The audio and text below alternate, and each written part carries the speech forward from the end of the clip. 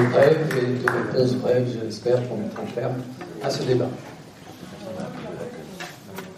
J'espère qu'on va pouvoir se faire. Mais d'après les discours que vous avez portés tous, est-ce qu'on entend dans l'immédiat, si on consulte les analyses géopolitiques, et même récemment les déclarations des éminents responsables des États-Unis, on remarque parfaitement que les Nations Unies, c'est un organisme qui est malade de tous côtés. Et ses organes vitaux sont pratiquement sur le point de s'arrêter. Bon, on a vu dans l'histoire que pour changer la situation des Nations Unies, il a fallu une guerre mondiale. Donc, et ce qu'il a dit exactement Kissinger, qu'ils sont en train de préparer carrément une troisième guerre mondiale dont la finalité est la destruction des 5 pays puissants. C'est-à-dire le secrétaire d'État américain qui déclare qu'il va faire une guerre pour détruire l'Amérique. Bien sûr, entre autres. Donc, cette guerre qui va coûter 3 milliards de personnes, d'après leurs analyses géopolitiques. La question est-ce qu'on est obligé d'aller à cette guerre ou il y a des actions qu'on peut faire pour éviter cette guerre et la mort de cette énorme quantité de personnes? Allez, c'est pour ça qu'on est le but de ce collectif Parents d'entre nous, c'est qu'on ressent aussi la même chose que toi, donc on le voit avec l'actualité, cette propagande depuis même ces 10 dernières années.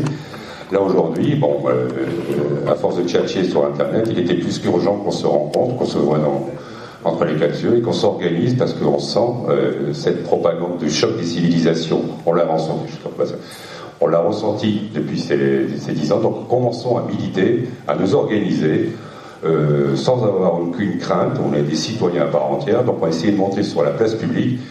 Et le plus dur pour nous, c'est même pas la classe politique, parce qu'on va attendre le retour des réponses posées par Mme Benjeloul, mais c'est plus le côté médiatique. Alors, est-ce qu'on peut s'organiser aussi avec commission juridique, s'attaquer à cette façon de traiter l'information et de la manipuler? Parce que l'opinion, si elle est au courant, si la place publique est au courant de la réalité de la situation, parce que là, on nous canalise, on nous oriente vers ce conflit mondial.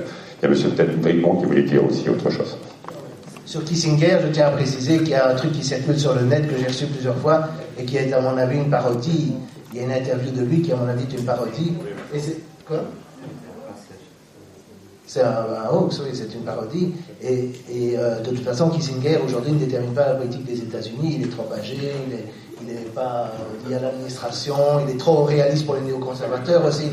C'est pas Kissinger sur lequel je me baserais. Donc bon, voilà, c'est tout. Mais néanmoins, on sent cette propagande de guerre. Vas-y, Harry. Oui, effectivement, le souci premier, c'est une question de souveraineté nationale.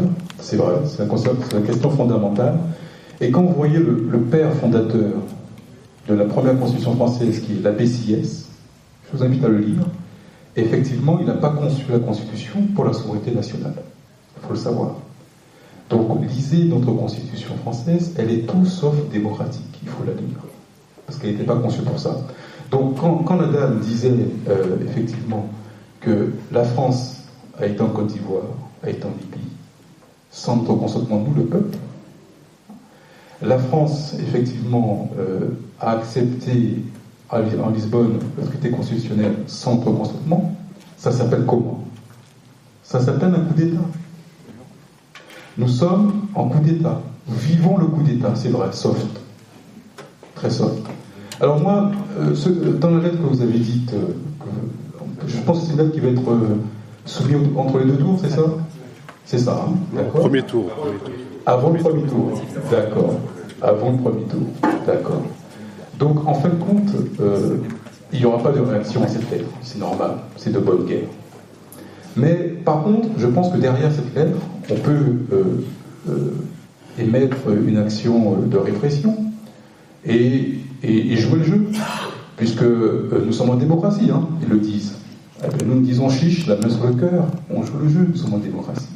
Eh bien, pourquoi pas en notre nom, on pourrait déposer un recours devant les Nations Unies pour dire qu'il faut absolument enlever ce coup d'État qu'on vit en France. Voilà, merci.